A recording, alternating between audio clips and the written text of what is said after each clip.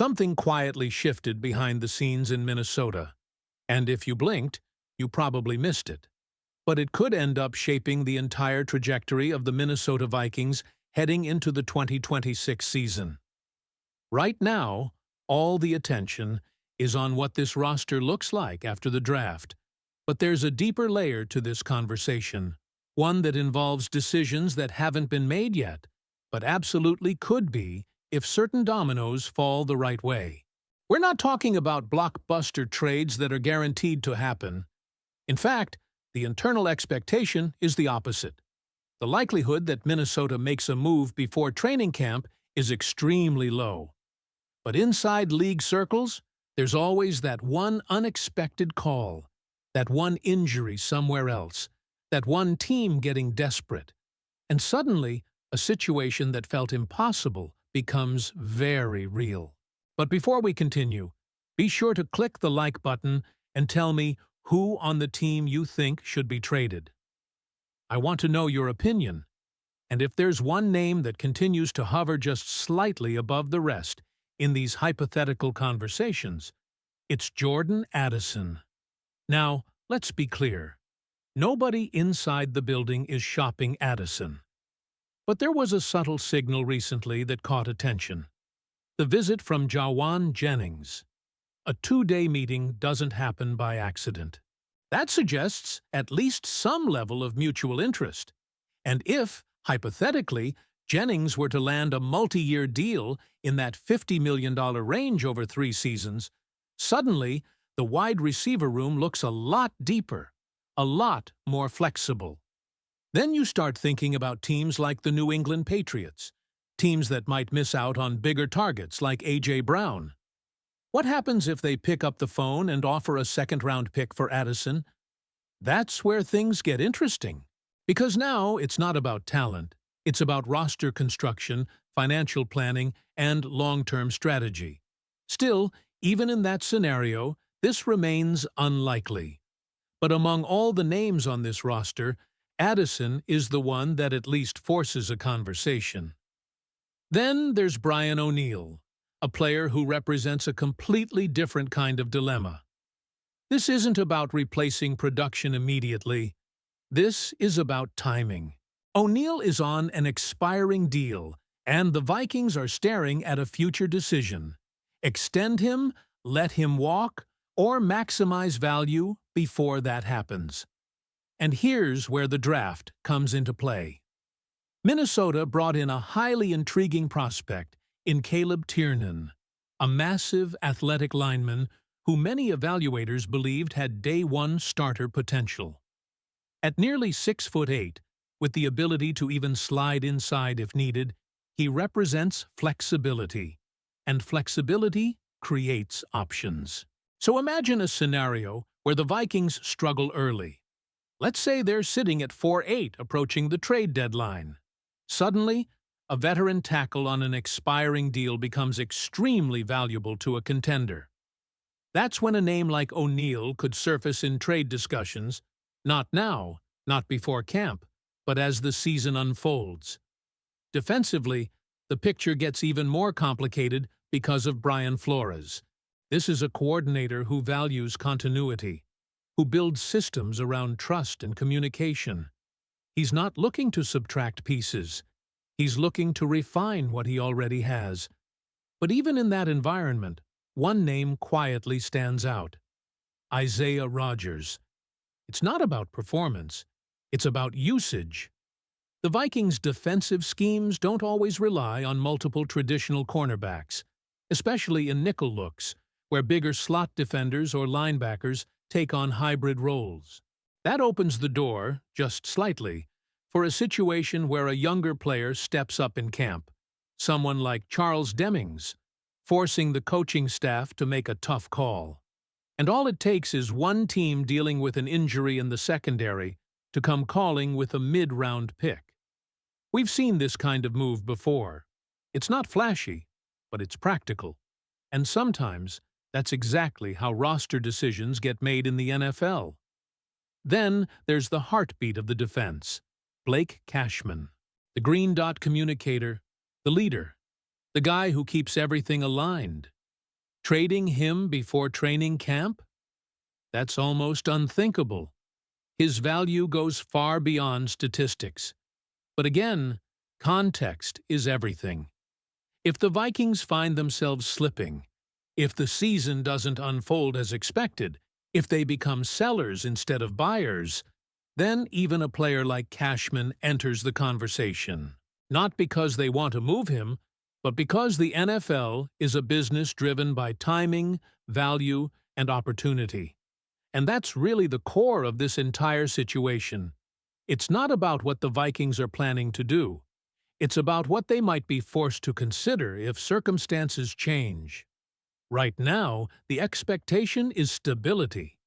This roster is built to compete. There's even a stronger argument that Minnesota could be aggressive buyers at the trade deadline rather than sellers. But the margin in this league is razor thin. A couple of injuries, a slow start, a surprising offer from another team. That's all it takes to flip the script. So here's the question that's quietly hanging over this team as we move closer to training camp. Are the Vikings truly set with this roster, or is there one unexpected move still waiting to happen? I want to hear from you. Drop your take in the comments right now. Which player do you think has even the slightest chance of being traded before training camp? And why? And this is where everything takes a turn that most fans aren't even thinking about yet. Because while trade speculation always grabs headlines, what's happening inside that locker room in terms of identity, leadership, and even personality might be just as revealing about where this team is headed.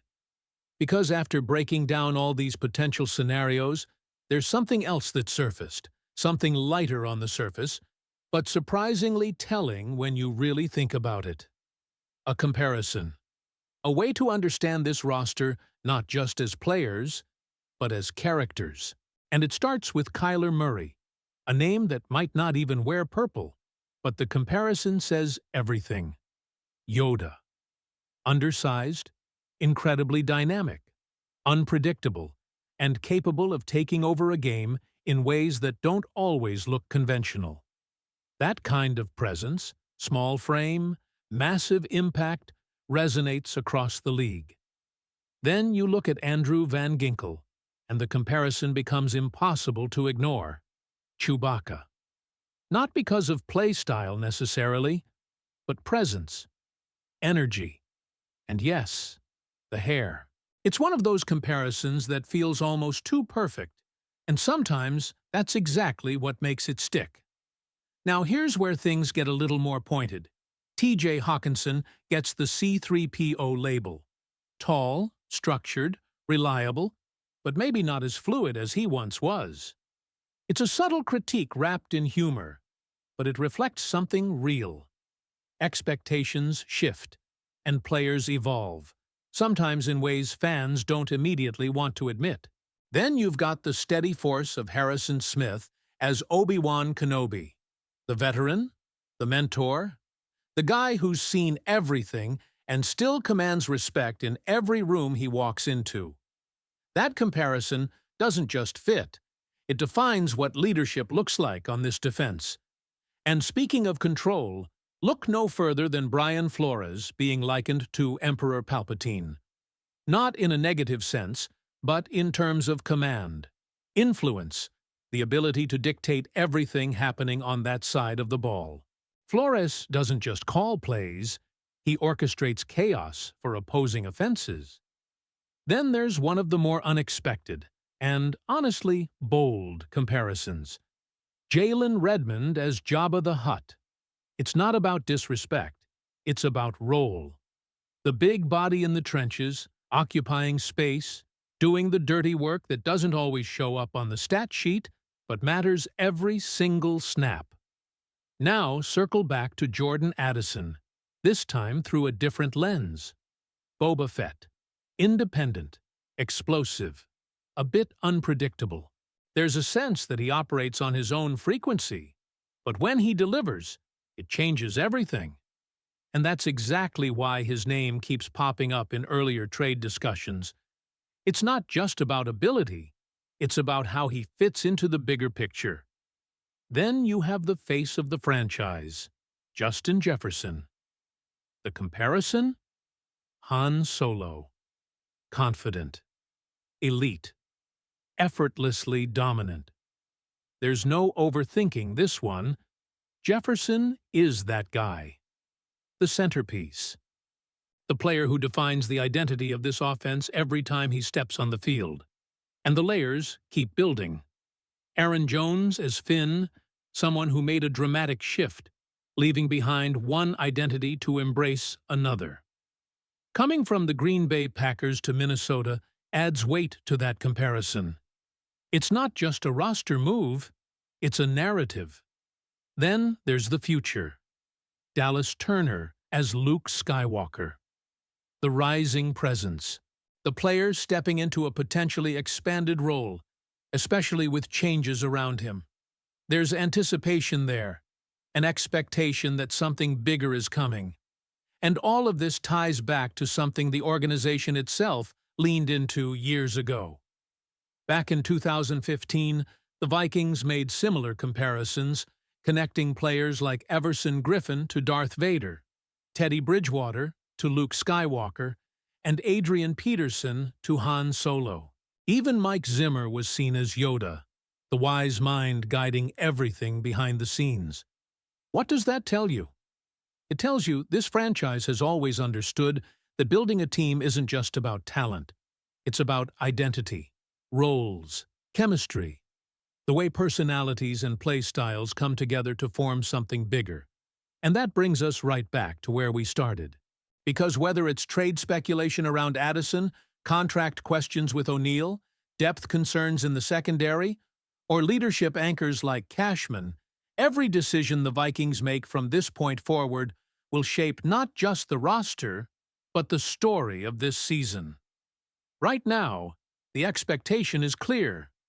No major trades before training camp. The roster is set. The focus is on winning. But if we've learned anything from this league, it's that certainty doesn't last long. So now it's your turn.